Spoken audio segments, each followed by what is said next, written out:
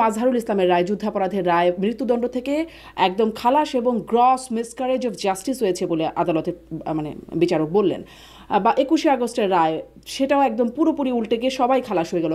এরকম কখনো হয়ে যাবে না তো? মানে সালাউদ্দিন কাদের চৌধুরী সাহেব বলেছিলেন যে মাননীয় বিচারক এই ট্রাইব্যুনাল যেন কন্টিনিউ করে, এই ট্রাইব্যুনালে একদিন শেখ হাসিনার বিচার হবে। জেদাই খান রাষ্ট্রের একটা পান্না, দায়িত্ব যিনি আসলে মানে যার মুখ চেনা, যে তিনি আওয়ামী লীগের পক্ষে বা শেখ হাসিনার পক্ষে বিভিন্ন সময় কথা বলেছেন, অতীতেও বর্তমানেও বলছেন, মানে তিনিও কিন্তু আইনজীবী হবার জন্য আবেদন করেছিলেন। তারা কাউকে চেয়েছেন এমনটা কিন্তু আমরা জানি না।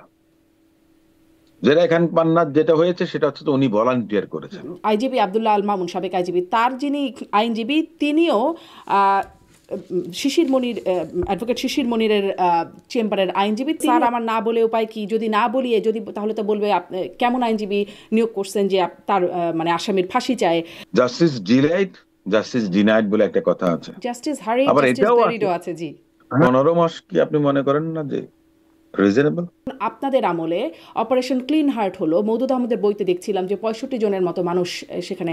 পিপলস উইল এবং পিপলস সেন্টিমেন্ট বলে একটা কথা আছে। সে সময় দেখা গেছে যে এই যে ক্লিন হার্ট কিংবা ক্রস ফায়ারের পক্ষে রাজপথে মিছিল হয়েছিল। দেলোয়ার হোসেন সাঈদীর ফাঁসির রায় যখন হয়েছিল তখন 200-র উপরে তাদের নেতাকর্মী নিহত হয়েছিলেন কিংবা শহীদ হয়েছিলেন কিংবা আত্মাহুতি দিয়েছিলেন। আওয়ামী লীগ নেত্রীর এই রায়ের পরে একজন আওয়ামী লীগের নেতা বা বাংলাদেশের কোনো নাগরিক বুঝে নিতে হবে আওয়ামী লীগের নেতা কর্মীরাও নিজের প্রতিষ্ঠিত ট্রাইব্যুনালেই মৃত্যুদণ্ড হলো শেখ হাসিনার। এই রায় সাড়া জাগিয়েছে দেশে বিদেশে। কিন্তু 21শে আগস্ট বা যুদ্ধাপরাধী দণ্ডপ্রাপ্ত আজহারুল ইসলামের মতো ক্ষমতার পালাবদলে বদলে যাবে না তো এই রায়? কেন এই মামলায় এত তড়িঘড়ি হলো? কেন প্রসিকিউশন এবং আসামি পক্ষ সবই জামাত নিয়ন্ত্রিত? শত শত মানুষ হত্যায় সুপেরিয়র রেসপন্সিবিলিটিতে শেখ হাসিনা দায়ী হলে অপারেশন ক্লিন হার্টে প্রায় 65 জনের বিচার বহির্ভূত হত্যায় খালেদা জিয়া, বা গোপালগঞ্জে এনসিপির কর্মসূচিকে ঘিরে যৌথ বাহিনীর গুলিতে 5 জনের প্রাণহানির জন্য একইভাবে কি দায়ী হবেন ডক্টর ইউনূস? এছাড়া সজীব ওয়াজেদ জয়ের ভাষ্যমতে যদি সহিংস হয়ে ওঠে আওয়ামী লীগ, নির্বাচন করা যাবে? জুলাই সনদ নিয়ে গণভোটে হ্যাঁ নাকি না, কোন দিকে রায় দেবে বিএনপি? এসব নিয়ে আলোচনায় আমি নিশ্চয়ই শুরু করতে চাই শেখ হাসিনা, সাবেক স্বরাষ্ট্রমন্ত্রী এবং সাবেক আইজিপির বিচারের রায় হয়েছে সেটি প্রসঙ্গে একটু শুরু করি। যে আমরা দেখছিলাম যখন বিচারের রায় ঘোষণা করা হচ্ছে, তখন আদালতের ভেতরেই ভুক্তভোগীদের পরিবার বা অভ্যুত্থানের পক্ষে যারা কাজ করেছেন তারা অনেকেই মানে আনন্দ প্রকাশ করছেন, কারো চোখ দিয়ে পানি পড়ছে, কেউ কেউ বা আবার মানে দোয়া করছেন, এরকম চিত্র দেখা যাচ্ছিল। আপনারাও বলছেন প্রতিক্রিয়ায়, রায়ের প্রতিক্রিয়ায় ন্যায় বিচার প্রতিষ্ঠিত হয়েছে। কিন্তু আমি আসলে এই আপনার কাছ থেকে আইনজীবী হিসাবেও একটু জানতে চাই, আপনি একজন প্রখ্যাত আইনজীবী, সেখান থেকেও একটু জানতে চাই যে রায়ের একদম শুরু থেকে আদালতের এখতিয়ার, রায়ের প্রক্রিয়া, শুনানি থেকে বিচারের রায় পর্যন্ত এমন কোনো ত্রুটি, ফ্ল বা এমন কোনো সুযোগ আছে কিনা যার কারণে পরবর্তীতে, যেমন এটিএম মাজহারুল ইসলামের রায়, যুদ্ধাপরাধের রায়, মৃত্যুদণ্ড থেকে একদম খালাস এবং গ্রস মিসক্যারেজ অফ জাস্টিস হয়েছে বলে আদালতে মানে বিচারক বললেন। বা 21শে আগস্টের রায়, সেটাও একদম পুরোপুরি উল্টে গিয়ে সবাই খালাস হয়ে গেল। এরকম কখনো হয়ে যাবে না তো? মানে এরকম কি কিছু আছে সুযোগ, ফাঁক ফোকর? ধন্যবাদ আপনাকে এবং দর্শক শ্রোতা যারা আছেন তাদের সকলকে শুভেচ্ছা জানাচ্ছি। এই ধরনের কোনো সুযোগ আছে বলে আমি মনে করি না। কারণটা হচ্ছে কি, ভার্ডিক্টটা হয়ে গেছে। আপনি আজহারুল ইসলাম সাহেবের যে উদাহরণটা দিয়েছিলেন সেটা ভিন্ন বিষয় ছিল, সেটা চূড়ান্ত কোনো পরিণতি আগে কখনো পায়নি। আর এই যুদ্ধাপরাধ ট্রাইব্যুনালের যে মামলার রায় হবার পর আপিলের জন্য 60 দিন সর্বোচ্চ আপনার সময়সীমা আছে। এর মধ্যে যদি আপিল না করেন তাহলে আর আপিল দায়েরের কোনো সুযোগ নেই, শুধুমাত্র এক্সিকিউশনের ব্যাপারটা থাকবে। তো সেদিক থেকে এইটা পরিবর্তন হবার কোনো বিষয় নেই। আপনি যখন প্রসঙ্গটা টেনেছেন, আমি একটা কথা বলি, আজহারুল ইসলাম সাহেবের আগে অনেকের কিন্তু এক্সিকিউশন হয়েছেন এবং আপিল বিভাগের, আমি নামটা নিব না, আপিল বিভাগের মানে জ্যেষ্ঠ একজন বিচারক তিনি বলেছিলেন যে মিস্টার অসীম, এগুলো অ্যাকুইটালের মামলা। অ্যাকুইটালের মামলাটা কেন? যখন যুদ্ধাপরাধ ট্রাইব্যুনালের আপনার হচ্ছিল, তো সেটা হচ্ছে যে অনেক বছর আগের, যেখানে মনে করেন যে সাক্ষ্য প্রমাণ বা আপনি মনে করেন যে এভিডেন্স সবকিছু ঠিক মতো অ্যাডিউস করা হয় না। যেটাকে করা হয়েছিল মনে করেন যে একটা রাজনৈতিক উদ্দেশ্য প্রণোদিত ভাবে।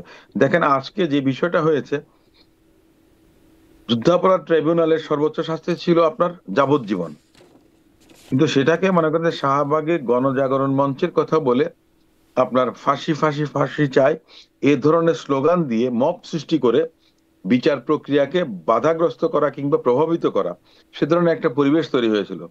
প্রয়াত সালাউদ্দিন কাদের চৌধুরী সাহেব বলেছিলেন যে মাননীয় বিচারক, এই ট্রাইব্যুনাল যেন কন্টিনিউ করে, এই ট্রাইব্যুনালে একদিন শেখ হাসিনার বিচার হবে। এবং দেখেন নিয়তির যে নির্মম পরিহাস, সেটাই কিন্তু হয়েছে। কিন্তু এখন কথাটা হচ্ছে যে যে আপনি ওই সালাউদ্দিন কাদের চৌধুরী কিংবা কাদের মোল্লার ফাঁসি কিংবা আপনার আজহারুল ইসলাম সাহেবের অ্যাকুইটাল, সেটার সঙ্গে এটার কিন্তু তফাৎটা, একটা মৌলিক তফাৎ যেটা আছে সেটা হচ্ছে যে এই শেখ হাসিনা প্রণোদিত আইনেই কিন্তু বা আপনার সংশোধনের মধ্য দিয়ে কিন্তু ওনার বিচারটা হয়েছে। আর সবচেয়ে বড় ইম্পর্টেন্ট যে বিষয়টা সেটা হচ্ছে যে 60 দিনের মধ্যে আপনাকে আপিল করতে হবে। এখন আপনি যদি বলেন যে স্বচ্ছতার কথা বা অন্য কোনো কিছু, ওনারা তো মনে করেন যে ওনাদেরকে নোটিশ করা হয়েছে, উনি কিন্তু নোটিশের জবাব দেননি। পরবর্তীতে রাষ্ট্রকে নিয়োজিত করতে হয় একজন ডিফেন্স কাউন্সিল হিসেবে। আপনার হিউম্যান রাইটস ওয়াচ বলেন, অ্যামনেস্টি ইন্টারন্যাশনাল বলেন, তারা সবাই কিন্তু বলেছে যে ফাঁসির রায়ের বিরুদ্ধে তারা বলেছেন, কিন্তু টোটাল যে মৌলিক রায়টা যেটা, সেটার বিরুদ্ধে কেউ কোনো কথা না, বলেননি। মানবাধিকার সংস্থাগুলো তো বলছে যে অ্যাবসেন্টে, মানে তার অ্যাবসেন্সে বিচার হয়েছে এবং তার পক্ষের আইনজীবী, তার নিয়োজিত আইনজীবী ছিলেন না, এই প্রসঙ্গগুলো তো মানে বলছে, উল্লেখ করছে মানবাধিকার সংস্থাগুলো। ওনাকে নোটিশ করা হয়েছে, উনি আইনজীবী নিয়োগ করেন নাই। কিন্তু আমরা দেখেছিলাম তখন জেরাই খান রাষ্ট্রের একটা পান্না, দায়িত্ব যিনি নেই। আসলে মানে যার মুখ চেনা, যে তিনি আওয়ামী লীগের পক্ষে বা শেখ হাসিনার পক্ষে বিভিন্ন সময় কথা বলেছেন, অতীতেও বর্তমানেও বলছেন, হুম, হুম। মানে তিনিও কিন্তু আইনজীবী হবার জন্য আবেদন করেছিলেন, তার আবেদনটিও খারিজ হয়ে গেছে। সেটা আমি আমি এই বিষয়টা আমি খুব একটা অবগত নই। আমার কথাটা হচ্ছে যে মনে করেন যে জেরা খান পান্না নিজের থেকে নিজে আপনার ভলান্টিয়ার করেছেন, কিন্তু অ্যাকিউজড হিসেবে শেখ হাসিনা কিংবা আসাদুজ্জামান খান কামাল তারা কাউকে চেয়েছেন এমনটা কিন্তু আমরা জানি না। জেরা খান পান্নার যেটা হয়েছে সেটা হচ্ছে উনি ভলান্টিয়ার করেছেন, শেখ হাসিনার নিযুক্ত হিসেবে তিনি কিন্তু আপনার আবেদন করেননি কিংবা নিয়োগ প্রাপ্ত হননি। জি, না তা হন নাই, কিন্তু মানে ওই যে বলছিলাম যে তার মুখটি চেনা, তিনি বরাবর শেখ হাসিনার পক্ষে বিভিন্ন সময় কথা বলেছেন, ও আগেও আইনজীবী হিসেবেও কাজ করেছেন, মানে আওয়ামী লীগের পক্ষে বিভিন্ন সময়, সেজন্য বলছিলাম যে মানে তাকেও নিয়োগ করা হয় নাই। এই যে মানে সমালোচনাগুলো হচ্ছে যে তার অ্যাবসেন্সে হয়েছে বা আসামি মানে আইনজীবী নিয়োগ করার সুযোগ পান নাই, আরও একটা বিষয় আলোচনায় আসছে যেটা সমালোচনা জায়গা। আমি আসলে ডেভিলস অ্যাডভোকেট হিসেবে কিছু কিছু ফ্ল বিষয়গুলো নিয়ে একটু আলোচনা করতে চাই, আপনার ব্যাখ্যা জানতে চাই যে এই আদালতের পুরো প্রক্রিয়াটা কি বায়াসড ছিল কিনা, বা মানে আপনি আগেরটা বলছিলেন রাজনৈতিক আমার তো কারণে হয়েছে, কারণ আমার কারণ যেই প্রশ্নগুলো আমি হচ্ছে, আমি প্রশ্নগুলো উত্থাপন করে দিই, আপনি একবারে বলেন যে এখানে পাবলিক প্রসিকিউটর যারা আছেন বা মানে প্রসিকিউশনে যারা আছেন তারা জামাতের পক্ষের, আগেও যুদ্ধাপরাধীদের পক্ষে তারা ডিফেন্স করেছেন, আইনজীবী হিসেবে, আসামি পক্ষের আইনজীবী হিসেবে তো সেটি রাষ্ট্র নিয়োগ করা, এবং আইজিপি আবদুল্লাহ আল মামুন, সাবেক আইজিপি, তার যিনি আইনজীবী তিনিও শিশির মনির, অ্যাডভোকেট শিশির মনিরের চেম্বারের আইনজীবী, তিনিও মানে সেই হিসেবে জামাতের আইনজীবী হিসেবে পরিচিত। সেক্ষেত্রে মানে একটা একটা বায়াসনেসের বিষয় পাওয়া যায় কি না?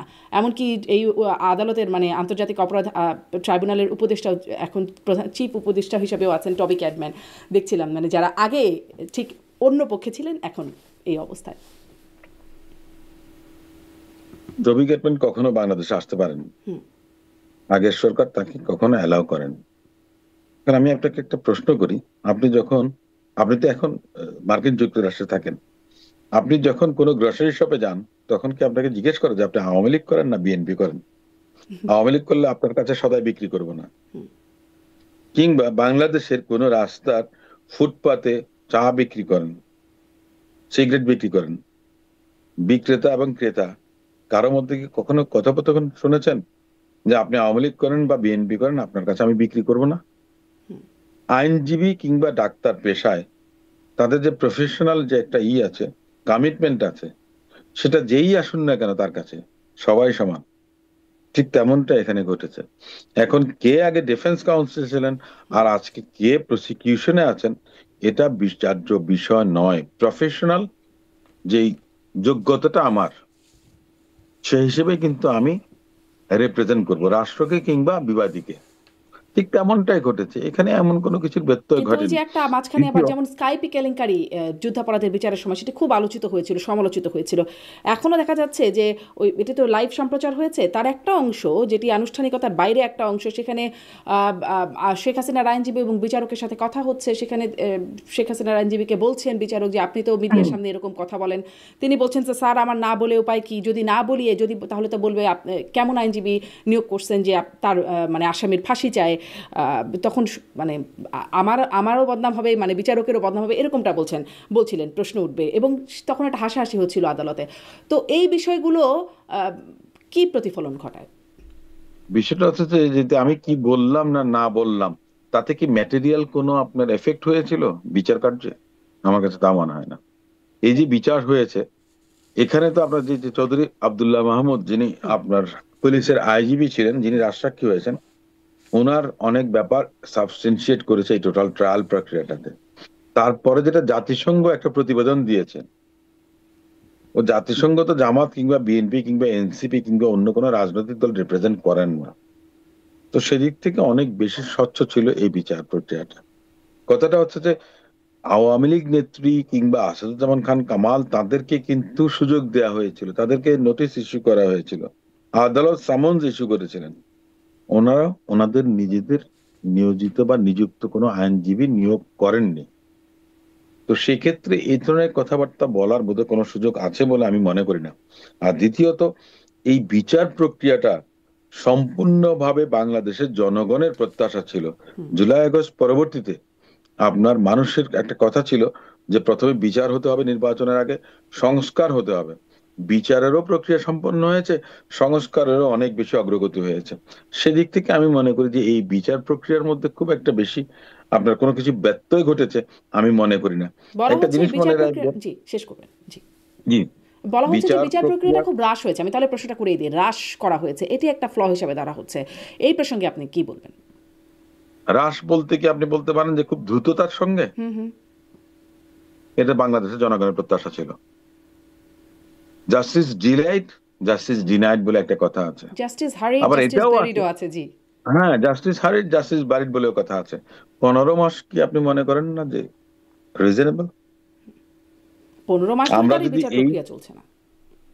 জি, তাই আচ্ছা, চলেছে। জি, আমি আসলে চিফ প্রসিকিউটরের মন্তব্যকে রেফার করি। তিনি বলছেন, তিনি 30শে আগস্ট গুলশানের একটি হোটেলে গুম সংক্রান্ত তদন্ত কমিশন সেই একটা আলোচনা সভায় তিনি বলছেন যে, আমি কোট করছি, আগামী নির্বাচিত সরকার জুলাই গণ অভ্যুত্থানে সংঘটিত অপরাধ এবং গুম খুন সহ আওয়ামী লীগ সরকারের শাসনামলে সংঘটিত মানবতা বিরোধী অপরাধের বিচার প্রক্রিয়া নিয়ে অগ্রসর হবে কি না সেজন্য তাড়াহুড়ো করতে হচ্ছে, ফলে যতটা নিখুঁতভাবে এই কাজটা করা দরকার ছিল তা কিন্তু আমি হয়তো করতে পারবো না, অনেক বেশি হ্রাস করতে হচ্ছে। মানে এটা যে করতে না, হচ্ছে, নিখুঁতভাবে যে করতে পারবেন না, তিনিও তো বলছেন। আমি আপনাকে একটা কথা বলি। একটা খুন হলো, খুনি যিনি, তিনি ধরা পড়ার পরদিন যদি বলেন যে আমি খুন করেছি, অ্যাডমিট হয়ে গেল, তাহলে কি আপনি মনে করেন যে আর কোনো কিছু প্রয়োজন আছে? নিঃসন্দেহে না। সব বিচার প্রক্রিয়া প্রত্যেকটা পর্যায়ে নির্ভর করে তার কি অবস্থার পরিপ্রেক্ষিতে এই বিচার কার্যটা সম্পন্ন হয়েছে। কোনো কোনো বিচার দেখা গেছে 2 বছর 3 বছর লেগে যায়, সেটা লাগে প্রসিকিউশনের জন্য, ইনভেস্টিগেশনের জন্য, বিভিন্ন কারণে। পৃথিবীতে নজির আছে, 40 বছর পরেও দেখা গেছে যে এমন হয়েছে যাকে আপনি কনভিক্ট করেছেন তাকে অ্যাকুইটাল দেয়া হয়েছে। ইউরোপের বিভিন্ন দেশ, মার্কিন যুক্তরাষ্ট্র বলেন বা বিভিন্ন দেশে এ ধরনের ঘটনা ঘটেছে যে 40 বছর পর, 50 বছর পর নতুন এভিডেন্স অ্যাডিউস হয়েছে যে একজন মানুষকে দোষী সাব্যস্ত করে এক্সিকিউট করা হয়েছে, যে তার এক্সিস্টেন্স পৃথিবীর বুকে নেই, যাকে এক্সিকিউশন করা হয়েছে 40 বছর আগে, 50 বছর আগে, কিন্তু তার অ্যাকুইটালটা দেয়া হয়েছে যে নতুন এভিডেন্স আসার প্রেক্ষাপটের কারণে।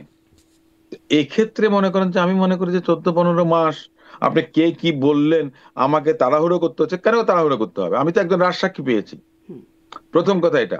দ্বিতীয় কথাটা হচ্ছে যে এইটাকে ফ্যাসিলিটেট করেছে যেটা, সেটা হচ্ছে যে আপনার জাতিসংঘের যে প্রতিবেদন দেয়া হয়েছে, যে অ্যাট্রোসিটি গুলো সংঘটিত হয়েছে, সেটাতে মনে করেন সুপিরিয়র রেসপন্সিবিলিটি হিসেবে বাংলাদেশের তৎকালীন প্রধানমন্ত্রী শেখ হাসিনা এবং ওনার সরকারের যারা মনে করেন যে মুখ্য নিয়ামক হিসেবে কাজ করেছেন অ্যাট্রোসিটি গুলোকে প্রতিপালন করার জন্য, তাদের বিরুদ্ধে মনে করেন যে সাক্ষী প্রমাণের তো কোনো খুব বেশি আর প্রয়োজন ছিল না। জি, রাজসাক্ষী প্রসঙ্গটাতে আমি আরেকটু কথা বলবো, কিন্তু আপনি সুপিরিয়র রেসপন্সিবিলিটির প্রসঙ্গ বলছেন এখানে। মানে আবারও সেই ডেভিলস অ্যাডভোকেট হিসেবে যে প্রশ্নগুলো উঠছে সেগুলোকে আমি অ্যাকুমুলেট করে আপনার সামনে আনছি যে ধরুন এই সম্প্রতি গোপালগঞ্জে যে ঘটনা ঘটলো, এনসিপির মার্চ টু গোপালগঞ্জকে ঘিরে, সেখানে সেনাবাহিনীর কর্মকর্তা, পুলিশ যৌথ বাহিনীর অভিযানে সেখানে 5 জন নিহত হলেন এবং সেখানেও প্রাণঘাতী অস্ত্র ব্যবহার করা হয়েছে, যেটি ভিডিওতে দেখা যাচ্ছে যে গুলি করা হচ্ছে, পুলিশ এবং সেনাবাহিনীর পক্ষ থেকে গুলি করা হচ্ছে, যদিও তারা বলছেন যে লেথাল ওয়েপন ব্যবহার করা হয় নাই, কিন্তু এটার ভিডিও চিত্র দেখা যাচ্ছে, মানবাধিকার সংস্থাগুলো সেই কথা বলছে, গণমাধ্যমে বলছে। সেক্ষেত্রে কি, এবং আমরা দেখলাম যে আসিফ মাহমুদ স্বরাষ্ট্রমন্ত্রী তারা বসে বসে বিষয়টা মনিটর করছেন, তারা কি সুপিরিয়র রেসপন্সিবিলিটি পাবেন? প্রধান উপদেষ্টা কি সুপিরিয়র রেসপন্সিবিলিটি পাবেন? বা ধরেন যখন আপনাদের আমলে অপারেশন ক্লিন হার্ট হলো, মওদুদ আহমেদের বইতে দেখছিলাম যে 65 জনের মতো মানুষ সেখানে 2.5 মাস থেকে 2.5 মাসের বেশি হয়তো সেই সময় বিচার বহির্ভূত হত্যাকাণ্ডের শিকার হয়েছেন, পরবর্তীতে যাদেরকে ইন্ডেমনিটিও দেওয়া হয়েছে। সুপিরিয়র রেসপন্সিবিলিটি হিসেবে বেগম খালেদা জিয়া এটার জন্য মানে দায়ী হবেন, অভিযুক্ত হবেন? দেখেন, এক একটা সময় এক একটা পরিস্থিতিকে মোকাবেলা করতে হয়। কোনটা রিজনেবল ছিল এবং কোনটা জনগণ একসেপ্ট করে নিয়েছে, সেটাও কিন্তু একটা বড় বিষয়। না, জনগণ একসেপ্ট করা তো আইন, বাংলাদেশের এখানে জন্য আইনি না জায়গা না না, না, আমি তাই না? আপনাকে আইনের বলি তো না, আলাদা দেখেন দেখেন দেখেন, শেষ করবেন। জি, পিপলস উইল বলে একটা কথা আছে, নিশ্চয়ই। পিপলস উইল এবং পিপলস সেন্টিমেন্ট বলে একটা কথা আছে। যখন আপনি অপারেশন ক্লিন হার্টের তকমাটা দিলেন, তার আগে 96 থেকে 2001 সাল পর্যন্ত বাংলাদেশ ছিল সন্ত্রাসের জনপদ। ওটা একটা বড় বিষয় ছিল। সে সময় দেখা গেছে যে এই যে ক্লিন হার্ট কিংবা ক্রস ফায়ারের পক্ষে রাজপথে মিছিল হয়েছিল, আপনাকে ওটা ভুলে গেলে চলবে না। দ্বিতীয় কথাটা হচ্ছে এই বিষয়টা তো আওয়ামী লীগও কখনো আনেনি। 15 বছর আওয়ামী লীগ ক্ষমতায় ছিল, তারা কিন্তু কখনো আনেনি, অর্থাৎ আনডিসপিউটেড ছিল। এখন আপনি আওয়ামী বলতে লীগের পারেন ছিল যে যে এক্সট্রা জুডিশিয়াল, ইন্ডেমনিটির দেওয়ার বিরুদ্ধে কথা হয়েছিল আওয়ামী লীগ আমলে, সেটি নিয়ে সম্ভবত আদালতেও কিছু একটা এসেছিল, ঠিক এই মুহূর্তে মনে করতে পারছি না, কিন্তু আমার মনে আছে যে এই না, বিষয়ে আলোচনা হয়েছিল, আমরা আলোচনা যদি করেছি। যদি যদি আদালতে এসে থাকে তাহলে সেটা আদালতে নিঃসন্দেহে আপনার মনে করেন যে আপনার এটাকে করা হতো, ওভারটার্ন করা হতো। কিন্তু আমার প্রশ্নটা সেটা ছিল করা হয়নি। সুপিরিয়র রেসপন্সিবিলিটি, যে এটার হ্যাঁ, আদেশদাতা বা সুপিরিয়র এটাকে রেসপন্সিবিলিটি ফ্যাসিলিটেট কথাটা করার তো জন্য। আপনি বললেন, সুপিরিয়র রেসপন্সিবিলিটির কথাটা আপনি বললেন, সুপিরিয়র রেসপন্সিবিলিটিটা জনগণ দ্বারা সাপোর্টেড হতে হবে। আপনি আমি মুখে বললে হবে না, গায়ের জোরে কোনো কিছু করলে হবে না। আইন কি সেই এরকম যে জিনিসটা জনগণ দ্বারা জনগণ সাপোর্টেড? দ্বারা, মানে জনগণ দ্বারা সাপোর্ট হলে, মানে জনগণ যদি বলে মেরে ফেলো, তাহলে তো মব, জনগণ বলছে মেরে ফেলো, তার মানে ওটা জায়েজ হয়ে যায় আইনটা কাদের জন্য? জনগণের জন্য। কিন্তু তারপরেও তো আইন কিছু সুনির্দিষ্ট আইনের বিধান থাকে, যেটি আসলে মানে বলা দেখেন, হয়। জি, আজকে যে রুল অফ ল। কথাটা বললেন আপনি, এই যে প্রসঙ্গটা কেন আনলেন, মানবতা বিরোধী অপরাধের সর্বোচ্চ শাস্তি ছিল আপনার ক্যাপিটাল পানিশমেন্ট, যেটা ছিল সেটা ছিল লাইফ ইমপ্রিজনমেন্ট। সেটা কারা করেছেন? ক্যাপিটাল পানিশমেন্টে ডেথ পেনাল্টি কে এনেছিলেন? শেখ হাসিনা। প্রয়াত সালাউদ্দিন কাদের চৌধুরী সাহেব বলেছিলেন যে মাননীয় tribunal, let this tribunal continue, একদিন হাসিনার বিচার এখানে হবে, এবং তাই হয়েছে, তাই না? আপনাকে সময়, কাল, প্রেক্ষাপট সমস্ত কিছু বিবেচনা করতে হবে। আইনটা কেন হয়, পানিশমেন্ট কেন হয়, সেন্টেন্স কেন হয়? ডেটারেন্ট হিসেবে। আজকে যদি আমি বলি যে 302 মার্ডার কেস 3 দিন শুধুমাত্র সাজা হবে, ঘরে ঘরে তখন দেখবেন যে হত্যাকাণ্ড সংঘটিত হবে, ভাই বোন, মা বাপ সবাই মনে করেন যে এর মধ্যে চলে যাবে। তো এটা সমাজের মধ্যে ডেটারেন্ট হিসেবে কিন্তু পানিশমেন্ট বা সেন্টেন্সটা একটা রূপক হিসেবে কাজ করে। তো এই ধরনের ঘটনাগুলো ইতিপূর্বেও ঘটেছে, কিন্তু এখন যে ট্রাইব্যুনালের বিচারটা হয়েছে সেটা অনেকটা আমি মনে করি যে পক্ষপাত তুষ্ট নয়, বরং কিন্তু এরকম যদি মনে করার আন্তর্জাতিক কথাই বলেন, মানদণ্ড। আপনি মনে করছেন এটা, আবার ধরেন যারা আওয়ামী লীগের সমর্থক আছে বা আওয়ামী লীগের নেতাকর্মী আছে, তারা আবার অন্যটা মনে করছেন। মানে মানুষের মনে আমি করার একটু বলি, উপরে যেন ডিপেন্ড না করে, এই জন্যই তো ফিক্সড, মানে 4 কর্নার্স অফ পেপার দ্বারা লিপিবদ্ধ থাকে আইনগুলো। খুব ভালো কথা। জামাত ইসলামের অনেক নেতাদের মনে করেন যে ফাঁসির দণ্ড হয়েছিল, দণ্ড কার্যকর হয়েছিল। দেলোয়ার হোসেন সাঈদীর ফাঁসির রায় যখন হয়েছিল তখন 200-র উপরে তাদের নেতাকর্মী নিহত হয়েছিলেন, কিংবা শহীদ হয়েছিলেন, কিংবা আত্মাহুতি দিয়েছিলেন। আওয়ামী লীগ নেত্রীর এই রায়ের পরে একজন আওয়ামী লীগের নেতা বা বাংলাদেশের কোন নাগরিক শহীদ হয়েছেন, হত্যাকাণ্ডের শিকার হয়েছেন, কিংবা আত্মহত্যা করেছেন, আত্মাহুতি দিয়েছেন ওনার জন্য। আমরা জানিনি, শুনিনি। আপনি যদি জেনে থাকেন আপনি জানাবেন। বুঝে নিতে হবে আওয়ামী লীগের নেতা কর্মীরাও ওনার যে পাপের প্রায়শ্চিত্তের জন্য এটা দরকার ছিল সেটাকে মেনে নিয়েছেন। এভাবে করে কি আসলে আইনের ব্যাখ্যা হয় ব্যারিস্টার নাসিরউদ্দিন অসীম? আইনের ব্যাখ্যাটা এটাই হয়, সমাজের চাহিদা অনুযায়ী কিন্তু আইন। আইন কিন্তু যারা আইনবেত্তা তারা কিন্তু রচনা করেন না, তারা সমাজের প্রেক্ষাপট বিবেচনা করেই কিন্তু আইনের ব্যাখ্যা বিশ্লেষণ দিয়ে থাকেন, আইন রচনা করে থাকেন। যখন কোনোটা কার্যকর হয় না তখন নতুন আইন করে থাকেন। প্রতিনিয়ত আইন আপনার কি বলে এটাকে, আমরা অ্যাডাপ্টেশন বলে একটা কথা বলি, অভিযোজন বলি, প্রাকৃতিক অভিযোজন বলি, সেটাকে নতুন করে করা হয়। এটা যদি না হয়, কভার করে না করে, তখন নতুনটাতে যায়, আরেকটাতে যায়, একটার পর একটা। এটা পরিবর্তনশীল। তো সে ধরনের একটা অবস্থা আমরা পরিলক্ষিত করছি। মানে মানুষ চাইছে বলেই মানে কিছু জায়েজ হয়ে যাচ্ছে, মানুষ চাইছে না বলেই জায়েজ হচ্ছে না। যেমন আমার মনে আছে আওয়ামী লীগ আমলে জাতীয় পার্টির একজন এমপি, নামটা মনে করতে পারছি না, খুবই প্রমিনেন্ট, তিনি বলেছিলেন যে ধর্ষণের জন্য ক্রস ফায়ার করা উচিত। তখন এটা নিয়ে ব্যাপক সমালোচনা হয়েছে, একটা সময় খুব ধর্ষণ বেড়ে গেল। তখনও এটা আলোচনা হয়েছে যে এটা মানুষ চাইলেই কি এটা হবে, বিচার বহির্ভূত হত্যাকাণ্ড কি করা যাবে? মানে মানুষ চাইলেও তো আসলে হয় না, আইনে তো না থাকতে হয়। না না না, আমি আমি ওই জায়গাতে যাব না। আমি আপনাকে একটা কথা বলি, বিচার বহির্ভূত হত্যাকাণ্ড কখনো সমর্থনযোগ্য নয়। আপনাকে যেটা অপারেশন করতে হবে, ক্লিন যেমন হার্ট সমর্থনযোগ্য। প্রসিকিউশন কিংবা ইনভেস্টিগেশন, সেই সমস্ত এজেন্সিগুলোকে আপনাকে মডার্নাইজ করতে হবে। লজিস্টিক সাপোর্টটা আপনাকে বেশি দিতে হবে। আপনি যেন এভিডেন্স এডিউস করতে পারেন। যেমন এখন দেখেন, সিসিটিভির মাধ্যমে কিন্তু এখন অনেক কিছু হয়। আগে এক সময় মনে করেন যে ক্যামেরা ফুটেজ কিংবা আপনার মনে করেন সিসিটিভি ফুটেজ অ্যাডমিসিবল ছিল না, এভিডেন্স একটা এগুলো ছিল না, কিন্তু এখন হচ্ছে। অর্থাৎ ইকুইপমেন্ট, মডার্ন সায়েন্স যতটুকু মনে করেন যে আপনার অগ্রসর হচ্ছে, তত বেশি মনে করেন যে এভিডেন্স এডিউস হচ্ছে, এবং তত বেশি নতুন নতুন আইন আপনার কার্যকর হচ্ছে। সো এটা ডিপেন্ড করবে প্রত্যেকটা অবস্থার পরিপ্রেক্ষিতে। এটা আপনি মনে করেন যে এক জায়গায় অবস্থার থেমে থাকবে না, পরিপ্রেক্ষিতে এটা নিশ্চয়ই কিন্তু আইন করতে হবে, আইন অবস্থার পরিপ্রেক্ষিতে বদলানো যায়, কিন্তু আইনে না থাকলে সেটাকে বিচার বহির্ভূত হত্যাকাণ্ড করলেও জনগণের ইচ্ছার বহিঃপ্রকাশ বলে সেটাকে জাস্টিফাই করা যায় আইনের বা আদালতের চোখে, আইনের চোখে। যতক্ষণ পর্যন্ত আইন নতুন করে কডিফাই না করা হবে, যতক্ষণ পর্যন্ত মডিফাই না করা হবে, ততক্ষণ পর্যন্ত সেটা আইন হবে না। এক সময় ছিল এভিডেন্স অ্যাক্টে যে কোন কোন বিষয়টা এডিউস করা যাবে, কোন এভিডেন্স এডিউস করা যাবে। আবার পরবর্তীতে দেখা গেছে যে পরিস্থিতির প্রেক্ষাপট বিশ্লেষণ করে নতুন নতুন ধারা সংযোজন করা হয়েছে, যার মধ্যে মনে করেন যে সিসিটিভির ফুটেজের কথা আমরা বলেছি, টেলিফোন কনভারসেশনের কথা আমরা বলেছি, আপনার মনে করেন সোশ্যাল মিডিয়ার যে সমস্ত বিষয়গুলো আছে, অনেক সময় দেখা যাচ্ছে অ্যাডমিট করা হয়, সেই সমস্ত বিষয়গুলো সংযোজন করা হয়েছে। এটা তো হুট করে আপনি করতে পারবেন না। যতক্ষণ পর্যন্ত আইন না হবে ততক্ষণ পর্যন্ত আপনি সেটা কার্যকর করতে পারবেন না। তাহলে এমনকি সেটা সেখানে এক্সট্রা জনগণের জুডিশিয়াল ইচ্ছা হবে। থাকলেও তো করা যাবে না, তাই না? আইনে তো আগে কার্যকর হতে হবে, না অ্যাডমিটেড হতে হবে। না না, জনগণের ইচ্ছার আর প্রতিফলনটাই কিন্তু আইন। আইন কিন্তু সেটা তো আগে করতে হবে, আইনে জনগণ লিপিবদ্ধ যেটা করতে হবে। চাইবে সেটাকে পরবর্তীতে না, যতক্ষণ পর্যন্ত আপনি আইনে পরিণত না করবেন ততক্ষণ পর্যন্ত হবে না। জি, সেই জন্যই আমি কিন্তু যা জিজ্ঞাসা কিছু করছিলাম, হয়েছে, তাহলে সেই বিচার বহির্ভূত হত্যাকাণ্ডগুলো তো আইনে লিপিবদ্ধ করা হয় না, যে জনগণ চাইলে আইন বিচার বহির্ভূত হত্যাকাণ্ড করা যাবে, তাহলে কেন সুপিরিয়র রেসপন্সিবিলিটি যাবে না? না, ওটা ভিন্ন বিষয়। আপনি যে কথাটা বললেন সুপিরিয়র রেসপন্সিবিলিটি, যেটা সেটা আইনে করার প্রয়োজন নেই। সেটা আপনি কতটুকু দায়ী বা না দায়ী, সেটা আপনার মনে করেন superior responsibility that comes with your office. এটা পরিষ্কার কথা। এখানে আইন বা বেআইনি কোনো কিছু নেই। কারণ আপনাকে আইনের মাঝখানে যখন আনতে হবে, আইনের পেরিফেরিতে যখন আনতে হবে, যেমন মাননীয় প্রধানমন্ত্রী, সাবেক প্রধানমন্ত্রী, তিনি অর্ডার দিয়েছিলেন, কাকে দিয়েছিলেন? স্বরাষ্ট্রমন্ত্রীকে। স্বরাষ্ট্রমন্ত্রী কাকে বলেছিলেন? আইজিপি কে, তাই না?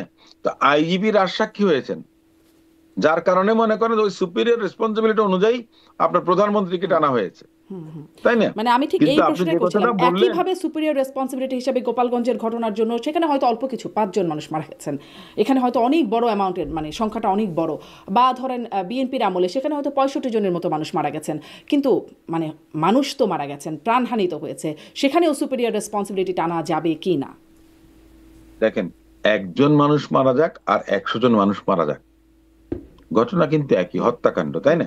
কিন্তু কথাটা হচ্ছে যে কোন প্রেক্ষাপটে কোন পরিস্থিতিতে সেটা হয়েছে, কোন পরিমাণ কি আইনি হয়েছে পরিমাণ না মনে বেআইনি করেন হয়েছে? আপনার দেখেন, আইনি কিংবা বেআইনি এই কথাটা বিষয়টা ভিন্ন বিষয়। এখানে ডিফেন্সের একটা বিষয় আছে, সেলফ ডিফেন্সের একটা বিষয় আছে, কিংবা জনগণের নিরাপত্তা রক্ষার জন্য আইন শৃঙ্খলা রক্ষাকারী বাহিনী যদি কোনো কর্মকাণ্ড করে থাকে, তাহলে সেখানে মনে করেন যে ইন্ডেমনিটি বা ইমিউনিটি তাতে থাকবেই। আপনি তো এটা জাস্টিফাই করতে পারবেন না। যাক, আমি এই প্রসঙ্গে একটু যাই। সেলফ ডিফেন্সের কথা বলছেন, এখন আমরা দেখলাম যে সিএমপি কমিশনার, ডিএমপি কমিশনার তারা বলছেন যে অস্ত্রধারী দেখামাত্র গুলি বা ব্রাশ ফায়ার করতে হবে। দুঃখিত। কেউ বাসে আগুন দিতে আসলে বা ককটেল বিস্ফোরণ করতে আসলে দেখামাত্র গুলি করতে হবে, এবং তারপর আমরা দেখছি স্বরাষ্ট্র উপদেষ্টাও সেটাকে জাস্টিফাই করছেন এই সেলফ ডিফেন্স বা জানমালের রক্ষার কথা বলে।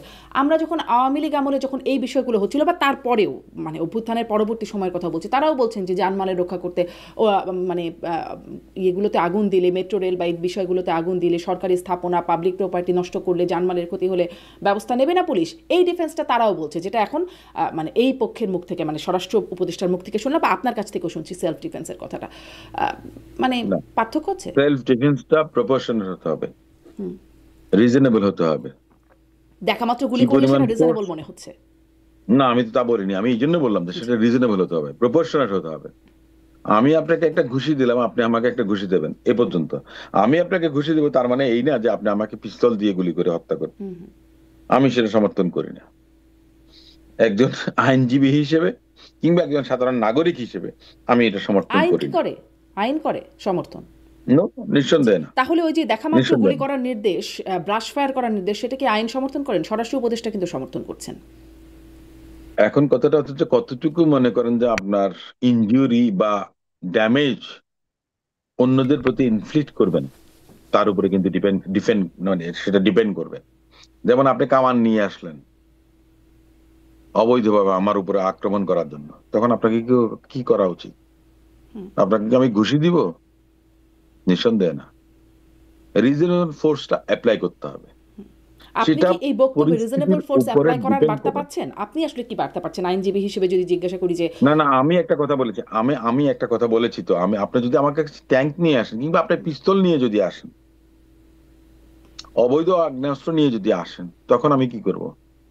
আপনি বলেন। মানে তখন কি, মানে অস্ত্র পানি, নিয়ে আসছে বলে তাকে গুলি করে দেব, এটা আমার সেলফ ডিফেন্স হবে? না, আপনি পানি পড়া দেবেন, ফু দেবেন, তাই না?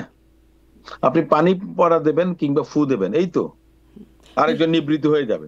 মানে খুব অদ্ভুত ব্যাপার, মানে যখন আমাকে যদি আওয়ামী শোনেন, লীগের লোকজন আমাকে এই যদি কথাগুলো কেউ, বলেন যে কেউ আমি যদি আপনাকে মারতে না আসে, না, পুলিশ যখন পুলিশকে পিটিয়ে হত্যা করছে, তখন কি করবেন আপনি? তাদেরকে ফুলের মালা দিয়ে বরণ করবেন? মানে যখন তাদেরকে এই প্রশ্নগুলো করি, তখন তারা এই উত্তরটা দেন, যখন আপনাকে কেউ গুলি করে পুলিশকে মারতে আসবে, পুলিশ কি ফুলের মালা দেবে?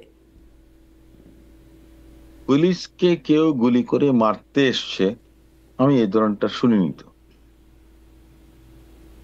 মানে অভ্যুত্থানে আমি তো পুলিশ এটা নিহত হন শুনিনি। নাই? পুলিশ সদস্যরা? পুলিশ নিহত হয়েছেন গণপিটুনিতে নিহত হয়েছে। হ্যাঁ, তখন পুলিশ কি করতে কারণ পারতো? পুলিশের, শোনেন, পুলিশের যে অ্যাট্রোসিটিটা ছিল, সেটা সেটা যে কোনোভাবেই জায়গায় জাস্টিফাই ছিল, না। জনগণের মাঝে যে ক্ষোভ যেটা তৈরি হয়েছিল, কারণ তার আগে তো পুলিশ একচেটিয়া করে গেছে। আপনি তো গণ অভ্যুত্থানের কথা বলছেন। গণ অভ্যুত্থান এক জিনিস, প্রথম কথা হচ্ছে গণ অভ্যুত্থান এক জিনিস, আর নর্মাল কর্মকাণ্ড আরেক জিনিস, হরতাল অবরোধ সেগুলোতে আরেক জিনিস। আপনি তো একটার সঙ্গে আরেকটা মেলালে হবে না তো। মানে এখানে আপনি তাহলে যদি মনে করেন যে গণ অভ্যুত্থানকে আপনি এত আন্ডারমাইন করছেন তার কেন? মানে এখানে আসলে মানে কেউ যদি আগ্নেয়াস্ত্র নিয়ে আসে, অস্ত্রধারী কেউ আসে, বা যদি কেউ বাসে আগুন দিতে আসে বা ককটেল বিস্ফোরণ করে, তাদেরকে দেখামাত্র গুলি করা যাবে, মানে এটি আইনি হবে? দেখেন, আমি একটু বলি, ককটেল বিস্ফোরণ কিংবা অগ্নিসংযোগ করতে আসছেন, সে জায়গাতে তাকে আটক করবেন। কিন্তু আগ্নেয়াস্ত্র নিয়ে যখন আমাকে হামলা করতে আসবে, তখন সেটার বিচারটা, বিবেচনাটা ভিন্নভাবে হবে। আমি ওটাকে সমর্থন করি না যে কেউ মনে করেন যে অগ্নিসংযোগ করতে এসছেন কিংবা আপনার ককটেল বিস্ফোরণ ঘটাতে এসছেন, তার জন্য তাকে হত্যা করব, কিন্তু বলছেন সেটা তো, আমি সমর্থন মানে করি না। পুলিশের পক্ষ থেকে এরকম বলছে, এবং স্বরাষ্ট্র উপদেষ্টা সমর্থন করছেন। তাহলে স্বরাষ্ট্র উপদেষ্টার এই বক্তব্য প্রসঙ্গে আপনি কি বলবেন, যে এটিও সেলফ ডিফেন্স বা জানমালের রক্ষার ক্ষেত্রে, যদি কেউ যানবাহনে আগুন দিতে আসে বা আমি ককটেল বিস্ফোরণ পরিষ্কার কথা বলি, প্রপোর্শনাল হতে হবে। যে কোনো কিছু আপনার রিজনেবল এবং প্রপোর্শনাল হতে হবে, এটা আমি বলছি। এখন উনি কোন প্রসঙ্গে বলেছেন, কোন প্রেক্ষাপটে বলেছেন, সেটা ভিন্ন বিষয়। কিন্তু পরিষ্কার কথা, আইনের কথা হচ্ছে যে আপনার যতক্ষণ পর্যন্ত আমার জীবনহানি না ঘটানোর মতো কোনো ঘটনা না ঘটে ততক্ষণ পর্যন্ত আমি অন্যের জীবনহানি ঘটাবো না, এটাই হচ্ছে যে আইনের ম্যাক্সিম। জি, কিন্তু দেখা মাত্র গুলির নির্দেশনা স্বরাষ্ট্র উপদেষ্টা বলছেন এটি আসলে জানমালের রক্ষার্থে বা এটা সেলফ ডিফেন্স, এই প্রসঙ্গটা তিনি বলছেন। এই জন্যই আমি আসলে দেখেন, স্পষ্ট হতে চাইছিলাম। আমি একটু বলে নেই আপনাকে, নিশ্চয়ই। এই কথাটা অনেক সময় আমরা পলিটিক্যাল রেটরিক থাকে, ওই সেম জিনিসটাই মনে করেন যে ওনারা করেছেন, ওই রেটরিকটা অ্যাপ্লাই করেছেন, যার কারণে বাংলাদেশে মনে করেন যে শেখ হাসিনার ফাঁসির আদেশ হওয়ার পর আওয়ামী লীগের একজন নেতাকর্মীকেও আত্মাহুতি দিতে দেখা যায়নি। পক্ষান্তরে যখন জামায়াতের নেতাদের ফাঁসি হয়েছিল, যেমন দেলাওয়ার হোসেন সাঈদীর ফাঁসির আদেশ হওয়ার পরে 200-র উপরে মনে করেন যে তাদের নেতা শহীদ হয়েছেন বা হত্যাকাণ্ডের শিকার হয়েছেন কিংবা আত্মাহুতি দিয়েছেন। কিন্তু ঘৃণিত প্রধানমন্ত্রী মানে তখন শেখ একটা হাসিনা সহিংস পরিবেশ সৃষ্টি ফাঁসির হয়েছিল। রাহ হয়ে, যেটাই হোক না কেন, আপনি সহিংস বলেন বা আবেগ বলেন, আপনি সহিংস কেন বলছেন? আবেগ হতে তখন পারে, একটা গুজব তৈরি হয়েছিল, ইমোশন চাঁদে হতে পারে। দেখা গেছে সাইদিকে, সেই মানে তাকে তো চাঁদে দেখা গেল তো সেটা তো আবেগের কথা, তাই না? কবি চাঁদে যায় কল্পনা দিয়ে, বিজ্ঞানী চাঁদে যায় রকেটে, জামাত ইসলাম গেছে আবেগে। সমস্যা আছে আপনার না? তো এই জনগণের আবেগে সমস্যা আছে। যখন এখন যদি কেউ শুনেন, যানবাহনে আওয়ামী আটক লীগ দেয়, তাহলে নেত্রী, সেই আবেগে শুনেন, আপনারা আওয়ামী ধরেন লীগ কেন? নেত্রীর ফাঁসি হয়েছে, আওয়ামী লীগ নেত্রীর ফাঁসি হয়েছে, একজন নেতা কর্মীও রাস্তায় আসেন নাই না, কেউ কেউ আপনার তো হত্যাকাণ্ডের মিছিল শিকার করছে, হতে। তাদেরকে ধরে নিয়ে যাওয়া হচ্ছে কেন? আবেগে নেমেছেন, ধরেন কেন তাহলে? কোথায় পেয়েছেন আপনি মিছিল হয়েছে? মিছিল হয় নাই, কোন বিভিন্ন জায়গায় জায়গায় পেয়েছেন? মিছিল হয়েছে, কোথায় তাদেরকে হয়েছে গ্রেপ্তারও তো হয়েছে। ওইগুলি? আমরা তো জানি না, আমরা তো দেশে থাকি, আমরা তো শুনিনি, আমরা তো দেখিনি। আমরা আমাকে সুইসাইড করেছে কেউ, না, আত্মাহুতি দিয়েছে কেউ? সুইসাইড তো কেউ করেন নাই, কিন্তু বিভিন্ন জায়গায় বাসে আগুন আহারে, দেওয়ার এত ঘটনা বড় ঘটেছে, নেত্রী 15 বছর ধরে দেশ শাসন বাসে করলো, আগুন দেওয়ার ঘটনা ঘটেছে, ককটেল বিস্ফোরণের ঘটনা ঘটেছে, মিছিল হয়েছে এবং নেতাকর্মীদের তো গ্রেপ্তারও করা সেটা হয়েছে। কি আওয়ামী লীগ করেছে আপনি বলতে চান? তাহলে কারা করেছে? না অন্য কেউ সুযোগ নেওয়ার জন্য করেনি বলেন? কারা করেছে? আপনি ধরে নিলেন কেন তারা আওয়ামী লীগ করেছে? তাহলে কারা করেছে? শোনেন, শেখ হাসিনার প্রতি আওয়ামী লীগের নেতাকর্মীদের ঘৃণা এত বেশি যে একটা মিছিল করতেও আসে না। যারা এই বাসে আগুন দিয়েছে কিংবা আপনি মনে করেন যে ককটেল বিস্ফোরণ করেছে, ওই 25,000 টাকা দিলে বাসে আগুন, 500 টাকা দিলে একটা ককটেল ফোটানো, 8,000 টাকা দিলে মিছিল করা। আপনি খুঁজে পাচ্ছেন আওয়ামী লীগ? কোথায় খুঁজে পেয়েছেন আপনি আওয়ামী লীগ? তার মানে এই আওয়ামী লীগ আছে, আমি রেটটা জানা। নিঃসন্দেহে স্বীকার করি না, আমি নিঃসন্দেহে অস্বীকার করব না। আমি একটা কথা বলি, আওয়ামী লীগের 15% 20% মনে করেন যে সমর্থক বাংলাদেশে আছে, থাকবে, তারাও কিন্তু আসছেন না, কারণ তাদের নেত্রী তাদেরকে ফেলে নিয়ে বিদেশ চলে গেছেন এবং উল্টা তাদেরকে বিপদের মধ্যে ফেলে দিচ্ছেন বারবার বিভিন্ন কথাবার্তা বলে। আপনি যদি বলেন যে ডেডিকেশন, কনভিকশন, ইমোশন এগুলো যদি থাকতো তাহলে বাংলাদেশে আরো অনেক কিছু হতো। এই যে আমি দেখছিলাম প্রথম আলোতে কিছুই হয়। আওয়ামী লীগের ঝটিকা মিছিল, মানে এটা একদম এই সময় না, ফাঁসির আদেশ দেওয়ার পরে, মানে বিভিন্ন কয়েকদিনের মধ্যেই ঘটনাগুলো বলছিলাম যে আগে পরের ঘটনা। 244 জন গ্রেপ্তার, নিষিদ্ধ আওয়ামী লীগের ঝটিকা মিছিল করা, 46 জন গ্রেপ্তার, এটা নিউজ 24, আগেটা বলছিলাম প্রথম আলো। মানে এরকম দেখছি আপনারা মানে বলছিলেন যে আওয়ামী লীগের 46 জন গ্রেফতার, আওয়ামী লীগের তো 46 লাখ গ্রেফতার হওয়ার কথা ছিল। 5 46 দিন জন আগে নিয়ে এত আত্মতৃপ্তি কেন? আত্মতৃপ্তির কথা বলছি 46 না, জন নিয়ে এত আত্মতৃপ্তির আত্মতৃপ্তি কথা, কি আছে? আত্মতৃপ্তির কথা তো নিশ্চয়ই না, কিন্তু আপনি বলছিলেন যে কেউ তো তাহলে নামে নাই। আমি বলছিলাম যে যদি এরা এই নামেন, 46 এরা জন যদি নিয়ে আবেগের আপনি বশে আমাকে নামেন, তাহলে বলেন, গ্রেপ্তার কেন? শোনেন, বাংলাদেশে আওয়ামী লীগের 2-3 কোটি ভোটার আছে, আত্মতৃপ্তি আমার না আপনার, এটা আপনি ভালো বোঝেন, জনগণ ভালো বুঝবে। 2-3 কোটি ভোটার আছে, মানে তাতে কি, মানে সেটাতে কি বার্তা দিচ্ছেন আমি ঠিক বুঝলাম না, বার্তা দেওয়ার কিছু নেই, এটা বাস্তব। কিন্তু তারা আসছে না, তারা আসছে না, কারণ তাদের কাণ্ডারি তাদেরকে ফেলে বিপদগ্রস্ত করে চলে গেছেন।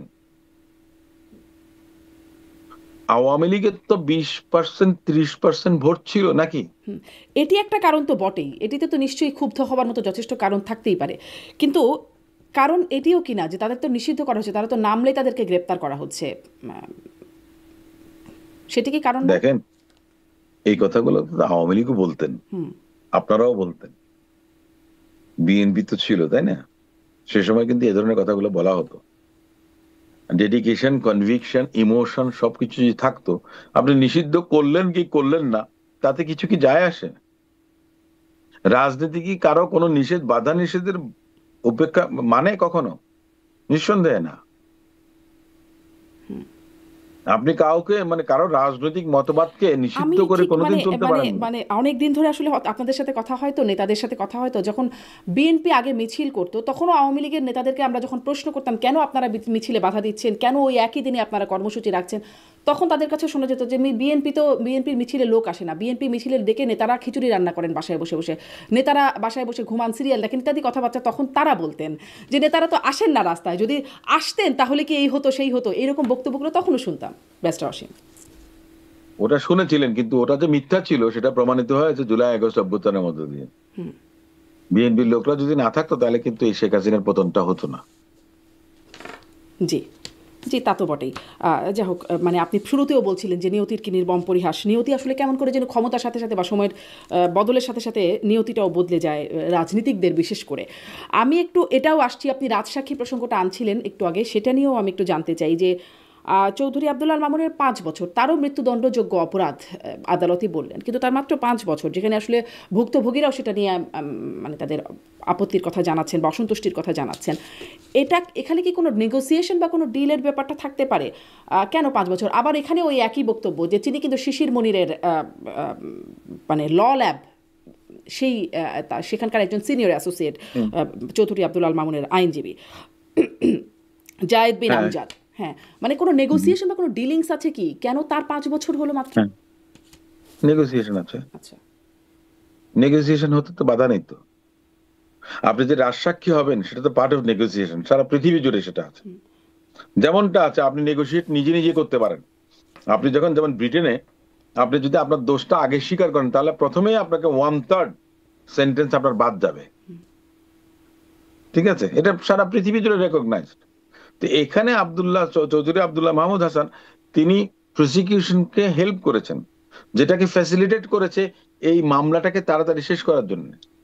এখন আপনি যদি বলেন যে শুধু কি ওনার এইতে হয়েছে, না আরো সাক্ষী ছিলেন, জাতিসংঘ প্রতিবেদন দিয়েছে, সেটাও একটা বড় বিষয়, যেখানে শেখ হাসিনা এবং শেখ হাসিনা সরকারকে দায়ী করে প্রতিবেদন দিয়েছিল। সো এখানে কোনো কিছুর ব্যত্যয় ঘটেছে বলে আমি মনে করি না। আর হ্যাঁ, negotiation of course, negotiation is allowed, এবং নেগোসিয়েশন পার্ট অফ নেগোসিয়েশন। ওনার মনে করেন যে 5 বছরের জেল হয়েছে। এখন বাংলাদেশের জনগণের কিন্তু প্রত্যাশা ছিল কি শেখ হাসিনার বিচার, ইভেন আপনার স্বরাষ্ট্রমন্ত্রী কামাল সাহেবেরও না। সো এটা ধরে নিতে হবে, এটা বাস্তবতা। না, কিন্তু অপরাধ করলে তো বিচার হতে হবে, তাই না? জনগণের প্রত্যাশার মানে যদি অপরাধ থাকে তাহলে তো অপরাধ, বিচার হতে হবে। না না, একটা আমি তো বললাম আপনাকে যে অপরাধ করলে মনে করেন যে ইউরোপ বলেন, আমেরিকায় বলেন, সভ্য যে সমস্ত দেশগুলো আছে, সে অপরাধে কোনো অপরাধী যদি তার অপরাধ এট দ্য ফার্স্ট ইনস্টেন্স যদি সে স্বীকার করে, তাহলে সে প্রথম কথা হচ্ছে যে 1/3 তার রেমিট হয়ে যাবে। 10 বছরের জায়গায় তার 3.5 বছর বাদ যাবে, তারপরে কন্ডাক্ট তাহলে আরো আপনি বাদ মনে যাবে। করছেন যে চৌধুরী আব্দুল্লাহ মামুনের যে সাজাটা ৫ বছরে সেটি মানে ঠিকই আছে, কোনো সমস্যা নেই? দেখেন, ওনারটা সাজাতে তো এখন হয়েছে, এখন যদি আপিল করেন উনি যে না ওনার এটা মওকুফ হবে, আবার অ্যাট দ্য সেম টাইম বাদী যদি আপিল করেন যে না ওনার এটা বাড়াতে হবে, সেটা উচ্চ আদালতে গিয়ে তখন সিদ্ধান্ত হবে। আচ্ছা, আচ্ছা, সেটি দেখা যাবে উচ্চ আদালতে আসলে যান কিনা, আপিল হয় কিনা, কারণ প্রসিকিউশন তো বলেছিল মানে তার ব্যাপারটা আদালতের উপর ছেড়ে দিয়েছিলেন, বাকি দুজনের ক্ষেত্রে মৃত্যুদণ্ড চেয়েছেন আর তার ব্যাপারটা আদালতের উপর ছেড়ে দিয়েছেন, অর্থাৎ তাদের আসলে আপিল করার না, জায়গা। আদালতের উপর ছেড়ে দিলেও কিন্তু ওনার লয়ারের কিন্তু রাইট আছে এবং ওনার নিজের রাইট আছে, হ্যাঁ, উনি অ্যাপিল করতে পারেন। হ্যাঁ। আবার মনে করেন যে বাদী যিনি আছেন তারও রাইট আছে অ্যাপিল করার। জি, জি। সেক্ষেত্রে ওই সময়, নির্দিষ্ট সময়ের মধ্যে আপিল করতে হবে, এটি আইনি ব্যাপার। আমি একটু এটি আসি যে সেই রায়কে ঘিরে কিছু মানে রায়ের দিনে ৩২ নম্বরে ভাঙচুর, সেটিকে নিয়ে একটা বুলডোজার, আবার সেখানে বুলডোজার নিয়ে যাওয়া, এই কর্মসূচিগুলো আমরা দেখলাম। আমরা দেখেছিলাম যে যখন ফেব্রুয়ারিতে হলো ৩২ নম্বরে ভাঙচুর, তখন সরকার কোনো আসলে সেভাবে পদক্ষেপ নেয় নাই, বেশ খানিকটা পরে একটা প্রতিবাদ, মানে সুশীল সমাজের মতো একটা প্রতিবাদে দিয়েছিল, কিন্তু সেখানে খুব আইন শৃঙ্খলা বাহিনী যে খুব ব্যবস্থা নিতে গিয়েছিল তেমনটা হয়নি, কিন্তু এবারে বেশ শক্ত অবস্থানে ছিল। মানে পার্থক্য কি হলো? তখন ছিল না, এখন এত শক্ত অবস্থানে, কিছু পরিবর্তন হলো কি? পরিবর্তন একটা হয়েছে যে দেখেন, জুলাই আগস্টের যে কর্মকাণ্ড, তখন মনে করেন যে পুলিশের মোরালটা কিন্তু অনেকটা ভেঙে গিয়েছিল, আইন শৃঙ্খলা পরিস্থিতি সহজে স্বাভাবিক হয়নি। হঠাৎ করে মনে করেন যে জিনিসটা তখন হওয়ার কথা ছিল জুলাই আগস্টের পরবর্তীতে, সেটা না হয়ে হয়েছিল ফেব্রুয়ারিতে। সেখানে উদ্দেশ্য প্রণোদিতভাবে কেউ না কেউ এই কাজটা করেছে। একই জিনিস তারা করতে চেয়েছেন, কিন্তু সরকারের যে সামর্থ্যটা একটু বেড়ে গেছে বা পুলিশ প্রশাসনের তাদের যে সক্ষমতাটা একটু বেড়েছে, সেটার প্রমাণটা পাওয়া গেছে আপনার রায়ের দিন। যে বুলডোজার নিয়ে এসেছিলেন, ভেবেছিলেন যে আগের মতো সে মব জাস্টিস করবেন, সেটা সম্ভব না। এবং বাংলাদেশে বর্তমান অন্তর্বর্তীকালীন সরকার সেটাকে সহ্য করবেন না, বরদাস্ত করবেন না, তার প্রমাণটা দেয়া হয়েছে। এটাই হলো কাহিনী। জি, কিন্তু আমরা দেখছিলাম যে এই বুলডোজার মানে দিয়ে ভাঙার যে আহ্বান, সেটি আগেও যেমন প্রবাসী অনলাইন অ্যাক্টিভিস্ট পিনাকি ভট্টাচার্য করেছিলেন, এবারও তিনি অনলাইনে সেটি করেছেন। এবং আমরা দেখলাম যে যখন এই তাদেরকে দমানো হচ্ছে বা তাদেরকে বারণ করা হচ্ছে, তখন মোবাইলে ডিসি মাসুদ তিনি পিনাকি ভট্টাচার্যের আহ্বান বা নির্দেশ সেটিকে বাজাচ্ছেন যে এখন না, এখন বাসায় ফিরে যাও, আপনারা বাসায় ফিরে যান, আমরা পরে এটাকে আবার ধ্বংস করে দেওয়া হবে, এরকম বার্তা তিনি দিচ্ছেন। এটিকে আসলে আপনি কিভাবে দেখছেন? মানে এটি কি আইন শৃঙ্খলার বাহিনীর কর্মকাণ্ডের যথাযোগ্যতা প্রমাণিত হয় এর মধ্য দিয়ে? দেখেন, এক একটা সময় এক এক ধরনের স্ট্র্যাটেজি নেওয়া হয়। যে স্ট্র্যাটেজিতে মনে করেন যে ডিফিউজ করা যায় সাময়িকভাবে, সেটা তারা করেছেন। কিন্তু একটা কথা হচ্ছে যে তাদেরকেও মেসেজ দেওয়া হয়েছে, যারা বিদেশ থেকে, দেশের বাইরে থেকে এই ধরনের অপকর্মগুলো করার চেষ্টা করেন, তাদেরকে কিন্তু একটা দাঁত ভাঙা জবাব দেওয়া হয়েছে। কিভাবে দ্বিতীয় কথাটা হচ্ছে আপনি যেটা কিভাবে দাঁত বললেন, ভাঙা জবাব দেওয়া হলো? ডিসি মাসুদ যেটা এক্সপোজ আপনি জানলেন, আমি কিন্তু জানি না। আমি দেশে থাকিও কিন্তু এটা জানি না, কারণ আমার এত বেশি ইন্টারেস্ট নাই। আমার কথা হচ্ছে যে মেরে পিটিয়ে ভাগিয়ে দেন, মব জাস্টিস চলবে না এই দেশে। আইনের শাসন প্রতিষ্ঠা করার জন্য আমরা লড়াই করেছি। আমরা চাই যে আইনের শাসনটা প্রতিষ্ঠিত হোক, জনগণের শাসন প্রতিষ্ঠিত হোক। কেউ দেশের বাইরে থেকে এই ধরনের উস্কানিমূলক কর্মকাণ্ড করবেন, এটা আমরা কখনো মনে করেন যে পছন্দ করি না, জনগণও সেটা বরদাস্ত করবে না। আর দ্বিতীয় কথাটা হচ্ছে, এই যে আপনি যেটা বলেন ডিসি মাসুদের কথা বললেন বা পিনাকি ভট্টাচার্যের কথা বললেন, ডিসি মাসুদ পিনাকি ভট্টাচার্যকে এক্সপোজ করে দিয়েছেন। এক্সপোজ এটা তো এক তিনি ধরনের আগে ভালো কাজ থেকেই একটা। আছেন, তিনি তো আগে থেকেই না এক্সপোজ। না, তিনি আগে থেকে ছিলেন, অফিসিয়ালি না, উনি ওনার মতো ছিলেন, উনি ওনার মতো ছিলেন। কিন্তু রাষ্ট্রের দায়িত্ব, আইন শৃঙ্খলা রক্ষার দায়িত্বে নিয়োজিত একজন রেসপন্সিবল অফিসার এই বিষয়টা শুনিয়েছেন, আপনি যেটা বললেন আমি জানতাম না। তাতে কিন্তু অফিসিয়ালি তাকে অ্যাকর্ড করে দিয়েছেন যে ওনারা এগুলি করে থাকেন, বা ওনার সাহায্য ইঙ্গিতে নিয়েছেন। এটা হয়েছে। হ্যাঁ, এটা একটা ভালো জিনিস। সাধারণ জনগণ অ্যাওয়্যার থাকবেন এখন, অ্যাওয়্যার থাকবে কি, তাই মানে না? যদি তাই হয় তাহলে তার বিরুদ্ধে কোনো, যদি মানে সেটা যদি অন্যায় হয়, তাহলে তার বিরুদ্ধে যিনি আহ্বান করছেন, ডাকছেন, যার ডাকে আসছেন, তার বিরুদ্ধে কোনো ব্যবস্থা, সেটা কি আইনি না, মানে ব্যবস্থা নেওয়ার কথা না আইন অনুযায়ী? আমি মনে করি যে সরকারের উচিত ব্যবস্থা নেওয়া, যদি এই ধরনের কোনো উস্কানিমূলক কেউ কোনো কিছু করে থাকেন। কিংবা আপনি যেটা তাহলে বললেন সেটা সেটা কেন হয় না? নিঃসন্দেহে উস্কানিমূলক বিষয় ছিল, সেটা কেন হয় নিঃসন্দেহে না? উস্কানিমূলক ছিল, এবং সেটার ব্যবস্থা নেওয়া উচিত। তাহলে সেটা কেন হয় না? এটা তো সরকার বলতে পারবেন, আমি তো সরকারের কেউ না। জি, বাট সরকার। সরকারের কাছে আমি দাবি জানাবো, তাদের বিরুদ্ধে ব্যবস্থা নেওয়া উচিত। জি, জি, আপনি বলছেন ব্যবস্থা নেওয়া উচিত। তিনি আবার আপনাদের প্রসঙ্গেও মানে খুব বিএনপি কেন গণভোটে হারবে, বিএনপি কেন নির্বাচনে হারবে, এই বিষয়েও অনেক বিষয় বলেন। আপনাদের সাথে কি কোনো মানে দূরত্ব আছে, বা মানে বিএনপির সাথে কোনো সমস্যা আছে অনলাইন অ্যাক্টিভিস্টদের, মানে প্রভাবশালী আমি অনলাইন ঠিক জানি অ্যাক্টিভিস্ট? না ওনার সঙ্গে বা পিনাকি ভট্টাচার্য, ওনার সম্পর্কে আমার খুব একটা ওনার ধারণা নেই। তবে আপনার এই যে আমরা যে কথাটা বলছি আজকে, 2013 সালে গণজাগরণ মঞ্চ, তিনি অনেক নিয়ামক ভূমিকা পালন করেছিলেন। ওনার আপনার টক শো আমি দেখেছি। একটা পর্যায়ে মনে করেন যে এই যে ফাঁসি ফাঁসি চাই যে সমস্ত কথাগুলো ছিল, তার মধ্যেও ওনাদের অবদান ছিল। এবং ওনার অবদানটা একটা সময় দেখা গেছে যে শেখ হাসিনার পক্ষে গেছে, মানে শেখ হাসিনার বিপক্ষে গেছে। আজকে যে শেখ হাসিনার ফাঁসি হয়েছে, হয়তো বা ফাঁসি হতো না, কারণ আপনার ওই ট্রাইব্যুনালে আপনার সর্বোচ্চ শাস্তি ছিল আইনে যাবজ্জীবন ছিল। এখন যেটা হয়েছে ডেথ পেনাল্টি। তো সেটার সঙ্গে মনে করেন যে পিনাকি ভট্টাচার্য তারা জড়িত ছিলেন। না, সে সময়কার কথা ওটা তো আমরা আসলে যদি বলি, শাহবাগে ছিল কাদের মোল্লার, যখন সাজা হয় তখন তার ডেথ পেনাল্টির জন্য আসলে মানে শাহবাগ আন্দোলন হয়েছিল। এটা তো মানবতা বিরোধী অপরাধের জি, জন্য। জি, এখানেও কিন্তু মানবতা বিরোধী অপরাধের জন্যই কিন্তু হয়েছে। সময়টা কখন সেটা বিচার্য বিষয় নয়, অপরাধটা কি, গ্রাভিটিটা কি, এবং অপরাধের মাত্রাটা কি, কি ধরনের নেচারের অপরাধ, জি, জি, ওটাও মানবতা বিরোধী অপরাধ, এটাও মানবতা বিরোধী অপরাধ। এই আইনটা শেখ হাসিনার সরকার করেছিল। পিনাকি ভট্টাচার্য সহ যারা ছিলেন শাহবাগের জাগরণ মঞ্চে, তারা ফাঁসির বিষয়টা এনেছিলেন, সরকার আইন পরিবর্তন করেছিলেন সরকার আইন পরিবর্তন এবং করে সেই রাষ্ট্রপক্ষের আইনে আপিল করার একটা ব্যবস্থা আইনে নিয়ে এসেছিলেন। মানে মৃত্যুদণ্ড তো আগেও অনেকের হয়েছে, সাইদির মানে কাদের মোল্লার পরেও হয়েছে, আগেও হয়েছে, কিন্তু মানে তাকে যেন ফাঁসি দেওয়া হয় সেজন্য রাষ্ট্রপক্ষ আপিল করার একটা ব্যবস্থা, সেটি আমার যতটুকু মনে পড়ে সেই আইনে আনা হয়েছে। যাই হোক, আইনি জায়গায় আর না যাই, একটু এই বছরে কিন্তু আসি। আপনি আপিল করবেন তো আপনাকে 60 দিনের মধ্যে আপিল করতে হ্যাঁ, হবে। হ্যাঁ, তখন যাদের শাস্তি হয়েছিল তারা দেশের মধ্যে ছিলেন, তারা কারাগারে ছিলেন, তারা তাদের আপিল করার সুযোগটা পেয়েছেন। বাট সাবেক প্রধানমন্ত্রী তিনি কিভাবে আপিলটা করবেন?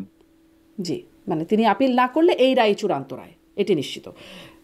তাই তো দেখছেন। আমি একটু এই প্রসঙ্গে আসি যে এখন সাবেক প্রধানমন্ত্রী পুত্র সজীব অজয় জয় তিনি বলছেন সহিংসতার, মানে যদি নিষেধাজ্ঞা উঠিয়ে না নেওয়া হয় বা তাদেরকে যদি নির্বাচন করতে দেয়া না হয় তাহলে সহিংসতারও ইঙ্গিত দিচ্ছেন।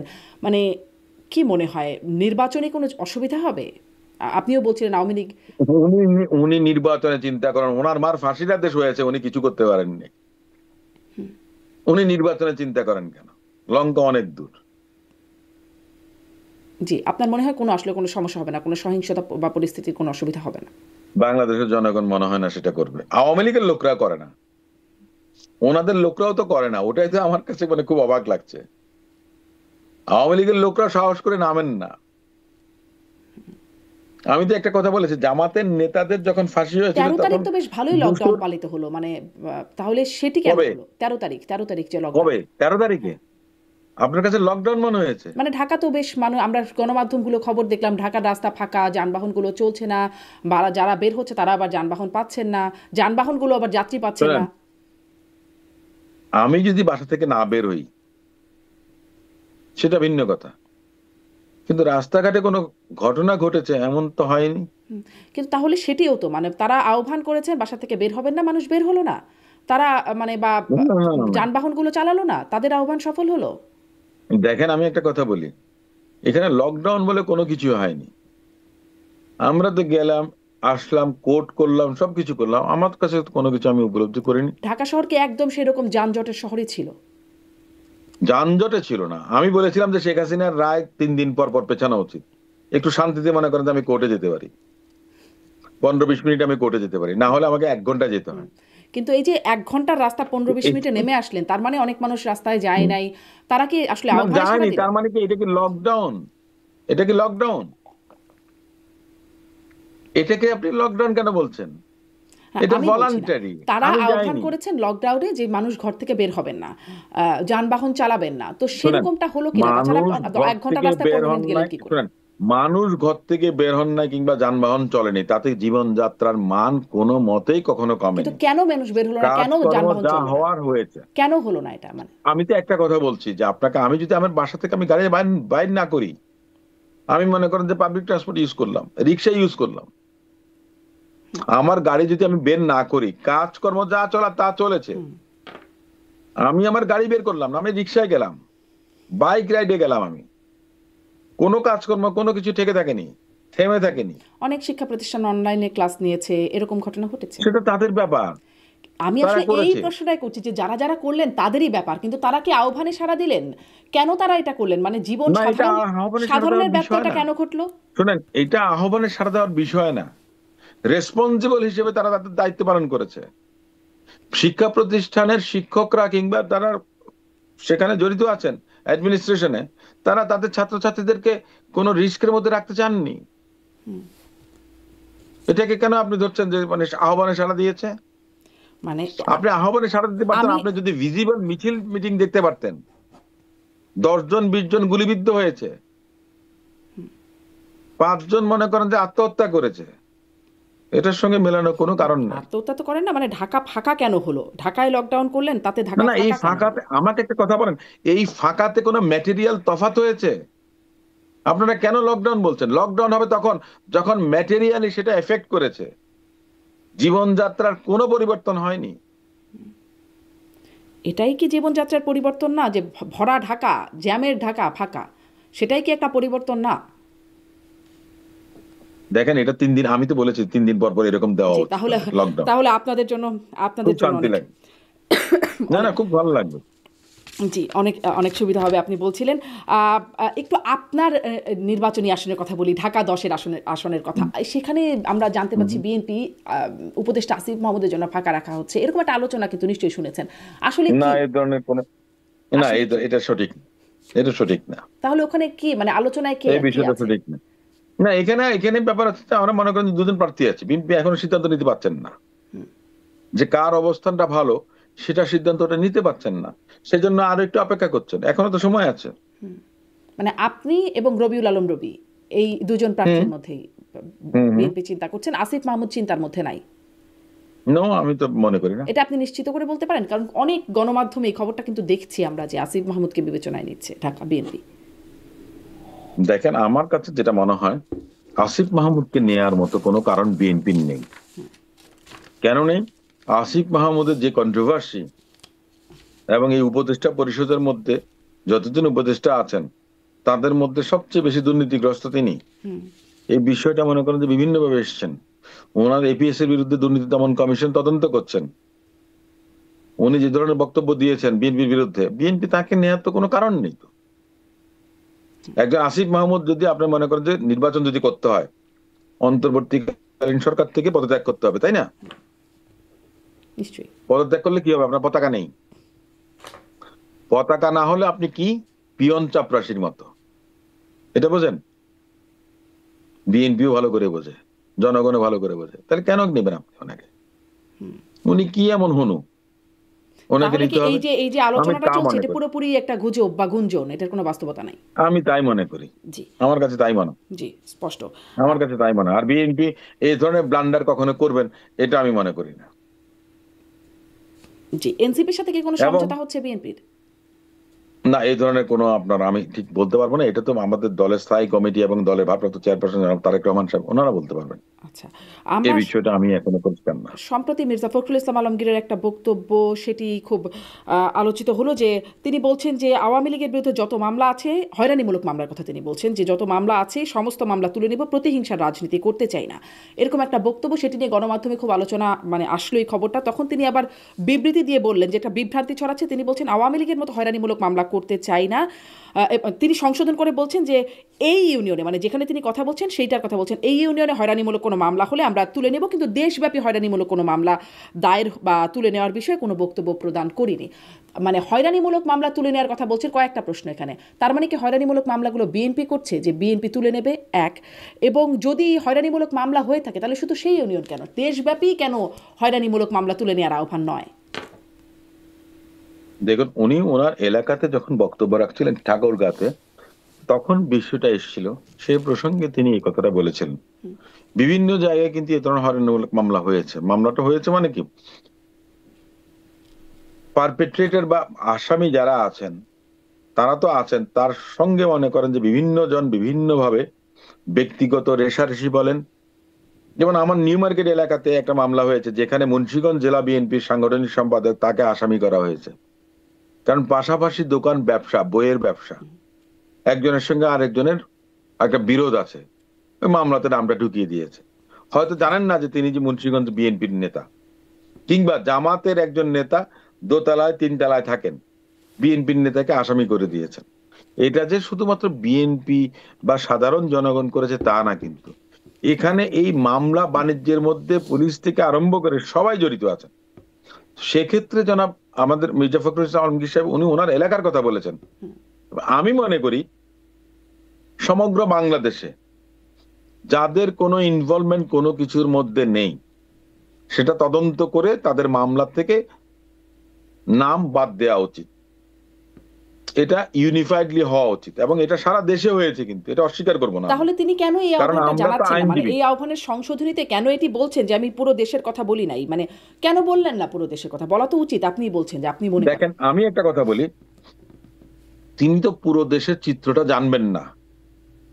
যদি না জেনে থাকেন, উনি ওনারটা জেনেছেন, কারণ ওনাকে ওখানে নির্বাচন করতে হবে। ওনার কাছে অভিযোগগুলো এসছে। আমার এলাকার কথা আমি বলতে পারবো, আমি জানি। আমি নিজেও অনেককে বলেছি যে ওনারা কোনো কিছুর সঙ্গে ইনভলভ না, কিংবা ওনারা দেখা গেছে যে আপনারা তদন্ত করে দেখবেন, যদি ওনাদের কোনো ইনভলভমেন্ট না থাকে তাহলে ওনাদেরকে অযথা হয়রানি করার দরকার নেই। কিংবা চার্জশিট যখন দেয়া হবে তখন ওনাদের নামটা যেন বাদ দেওয়া হয়, কারণ একজন আইনজীবী হিসেবে আমার দায়িত্ব আছে। আর আইনজীবী যেহেতু আছি আমি, নিঃসন্দেহে এই ধরনের অনেক মামলা আমাদের কাছে আসে। সে কারণে আমি বলছি, যারা পরবর্তীতে সরকারে আসেন, বিএনপি আসুক বা যারাই আসুন না কেন, হয়রানিমূলক মামলার ইনস্ট্যান্স আওয়ামী লীগ যেটা করেছে সেটা বিএনপি যেন কখনো কন্টিনিউ না করে, যদি বিএনপি ক্ষমতায় আসে। এখন এই মামলাগুলো বিএনপি করেছে আমি তা বলছি না, ভিকটিমের ফ্যামিলি কিংবা ভিকটিমের পক্ষ থেকে করেছে অনেকে। অনেকে দেখা গেছে যে আসামির নামও জানে না, আসামিকে সেটাও জানে না, ফায়দারা লুটেছে অন্যরা। তো সে ধরনের অবস্থা কখনো আপনার থাকা উচিত না। আমরা আইনের শাসনের কথা যখন বলি, সুশাসনের কথা যখন বলি, তখন নিঃসন্দেহে এই ধরনের মামলা মোকদ্দমা যেন কখনো না চলে, সেটার জি, ব্যবস্থা আমাদের সেটা সবারই তো করা খুবই উচিত, সে যৌক্তিক যারাই কথা। আসুক না কেন আপনি ক্ষমতা। খুবই ন্যায্য কথা বলছেন, কিন্তু বাস্তবতা বা চিত্রটা এতটা ন্যায্য না, আপনিও সেটা বলছিলেন। এবং সেখানে বিশেষভাবে অভিযোগ আসে বিএনপির উপরে, যে বিএনপি এই মামলা বাণিজ্যের সাথে জড়িত। মির্জা ফখরুল ইসলাম আলমগীর হয়তো সেই উপলব্ধি থেকেই বলেছেন। দেখা যাক আসলে তার না, কথাটা। এই এই বিষয়টা ঠিক না। আমি কিন্তু জানি যে কোন কোন জেলা জামাতের নেতারা মামলা বাণিজ্য করেছেন এবং কি পরিমাণ টাকা পয়সা কামিয়েছেন, এই ধরনের কিন্তু অনেক উদাহরণ আছে। আমি তো আপনাকে বললাম তো তাদের কলাবাগানে একটা বিরুদ্ধে থানার ব্যবস্থা কেন মামলার কথা আমি নিচ্ছেন না? বলতে পারি। না না, সেটা তো আমার ব্যবস্থা নেওয়ার কেউ নাই তো, ব্যবস্থা নেবে সরকার। আমি তো সরকারকে বলেছি যে এই ধরনের ঘটনা যেন না ঘটে, এবং তদন্ত করে প্রাথমিক তদন্তে যদি মনে করেন যে এই ধরনের বিভ্রান্তিমূলক কোনো তথ্য দেয়া হয়েছে, কাউকে আসামি করা হয়েছে, তাদেরকে চার্জশিট থেকে বাদ দেওয়া উচিত। এবং আমার এলাকাতে আমি আপনাকে গ্যারান্টি দিয়ে বলতে পারি, যারা এই ধরনের মিথ্যা মামলার শিকার হয়েছেন তারা কেউ কিন্তু হয়রানির শিকার হননি। কারণ আমি ব্যক্তিগতভাবে যাদেরকে চিনি আইন শৃঙ্খলা রক্ষাকারী বাহিনীর সঙ্গে, তাদের সঙ্গে আমি কথা বলেছি, জি, এবং তারা কেউ কিন্তু হয়রানির শিকার হননি। আপনি খোঁজ নিয়ে জানতে পারবেন জি, এই এলাকাতে, জি। ধানমন্ডি, নিউ যদি মার্কেট, সব কলাবাগান, এলাকায় হাজারীবাগ। এরকম দায়িত্ব নিয়ে কেউ কাজ আমি করতেন। সেটাই বলছি, জি, সবারই এই দায়িত্বটা নেওয়া উচিত, জি, নিশ্চয়ই। সবারই এই দায়িত্বটা নেওয়া উচিত।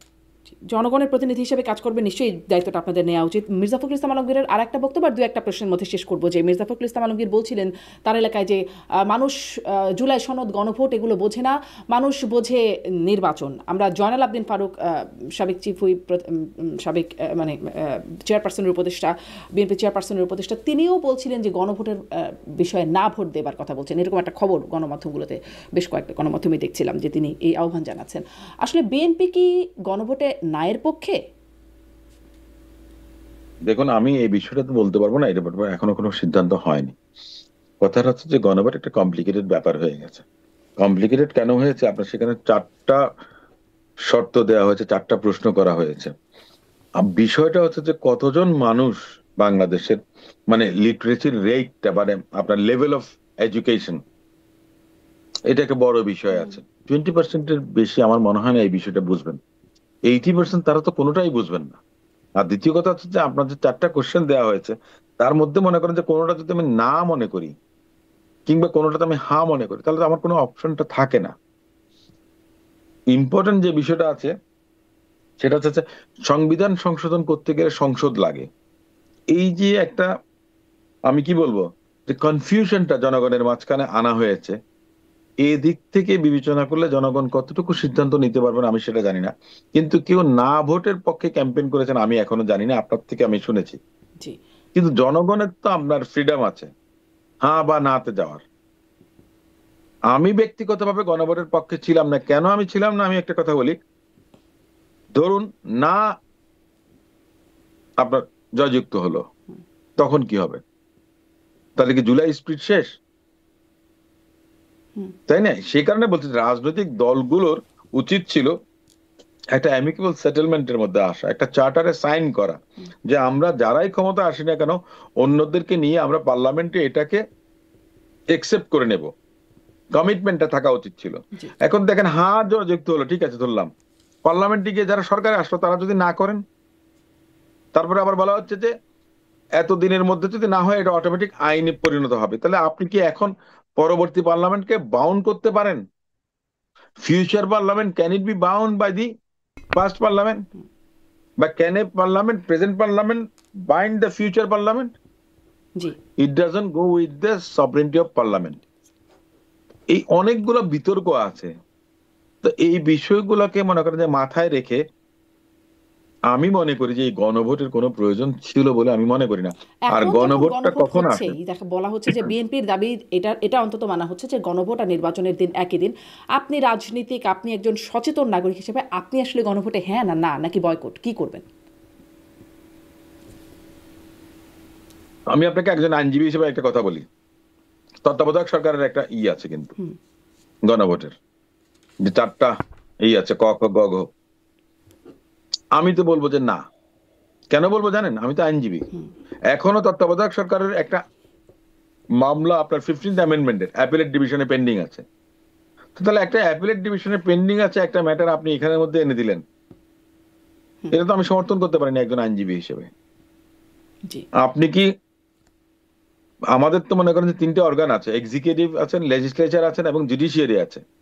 একটা আরেকটাকে মনে করেন আপনার আউস্ট করছেন, খর্ব করছেন, আন্ডারমাইন করছেন। আমি কি সেটা সমর্থন করব? নিঃসন্দেহে না। জি, একদম স্পষ্ট সেদিক আপনার থেকে অবস্থান। আমার হুম। আমার আমার আমার বক্তব্যটা এটাই কিন্তু। জি, একদম শেষ একটু প্রশ্নে আসি, যে যেদিন শেখ হাসিনার মামলার রায়ের বিচার হলো ঠিক একই দিনে লালদিয়া টার্মিনাল এবং কেরানীগঞ্জের পানগাঁও নৌ টার্মিনাল দুটির দায়িত্ব একটি ডেনমার্কের কোম্পানিকে, একটি সুইজারল্যান্ডের প্রতিষ্ঠানের হাতে, মানে বেশ বড় 21 বছর 33 বছর এরকম মেয়াদে চুক্তি স্বাক্ষরিত হয়ে গেল।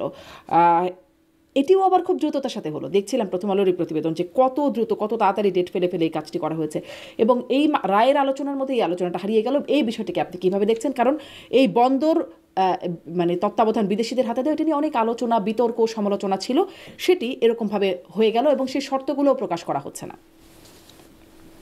দেখেন, এই বন্দর দেয়াটা ভালো হতে পারে, খারাপও হতে পারে, কিন্তু আমার কথাটা হচ্ছে ইভেন এটা যদি ভালোও হতো তাহলে বাংলাদেশের জনগণের জানার অধিকার ছিল। অন্তর্বর্তীকালীন সরকার এত বড় সিদ্ধান্ত নেবেন আমার মনে হয় না এটা গ্রহণযোগ্য। রাজনৈতিক সরকারগুলো ইউজুয়ালি এই ধরনের বিষয়গুলো সিদ্ধান্ত নিয়ে থাকেন। কিন্তু বিএনপি অপেক্ষমান সরকার বলি, বা অন্তর্বর্তীকালীন, বড় দল, এই মুহূর্তে সক্রিয় রাজনৈতিক দলগুলোর মধ্যে সবচেয়ে বড় দল হিসেবে বিএনপি তো কোনো আপত্তি প্রতিবাদ কিছু করলো কি? না আমি আনুষ্ঠানিকভাবে এই ধরনের কোনো বিষয় পাইনি, তবে না আমাদের মহাসচিবের পক্ষ থেকে কিন্তু বলা হয়েছে, তড়িঘড়ি করে এই সিদ্ধান্ত নেওয়া হয়েছে কিংবা জনগণকে জানানোর চুক্তি তো সুযোগ হয়ে দেওয়া গেল, হয়নি। চুক্তি তো স্বাক্ষর হয়ে গেছে। না, চুক্তি স্বাক্ষর হয়েছে ঠিক আছে, কিন্তু আমার কথাটা বিএনপির থেকে প্রতিক্রিয়া যেটা জানানো হয়েছে যে এটা করা উচিত হয়নি জনগণকে না জানিয়ে। এটা কি সবল প্রতিক্রিয়া না কিন্তু এখন দুর্বল বাকিটা প্রতিক্রিয়া? আমি এটাকে তো এক ধরনের সবল কিংবা দুর্বল বলবো না, এক ধরনের মনে করেন আহ অকার্যকর উপেক্ষা প্রতিক্রিয়া। করা বা যেটাই হোক না কেন, কিন্তু কথাটা হচ্ছে এটা একটা আপনার আপনার জনগণের সেন্টিমেন্ট যদি আপনি হোল্ড করেন তাহলে আরো বেশি স্ট্রং প্রতিক্রিয়া হওয়া উচিত ছিল, এটা আমি মনে করি। জি, ব্যারিস্টার নাসিরুদ্দিন অসীম, অনেক ধন্যবাদ আপনাকে